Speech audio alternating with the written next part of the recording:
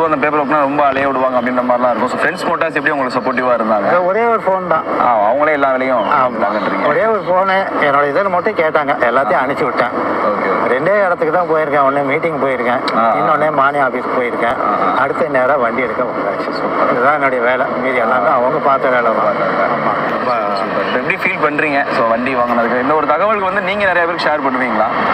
ஆமாம், ஏன்னா இதில் வந்து எங்களை மாதிரி கஷ்டப்படுறவங்க தான் இதில் வந்து இப்போ நம்ம பணம் இருக்குதுன்னா எங்கே வேணாலும் போய் எடுத்துக்கலாம்.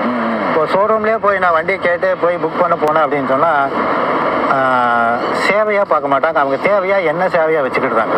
நான் நிறைய ஷோரூமெல்லாம் போய் பார்த்துட்டேன். ஆனால் ஃப்ரெண்ட்ஸ் மோட்டாரில் என்னுடைய தேவை என்னன்னு சொல்லிட்டு ஒரு சேவையாக பண்ணாங்க. அதுதான் ரொம்ப முக்கியம்.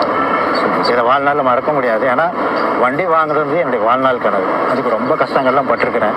ஆனால் அது வந்து இவ்வளோ சீக்கிரம்லாம் நடக்குமான்ற இது வந்து நினச்சி பார்க்க முடியாத ஒன்று. ஒரு 15 நாளில் நடக்குமா அப்படிங்கிறதெல்லாம் சாத்தியமில்லாத ஒன்று.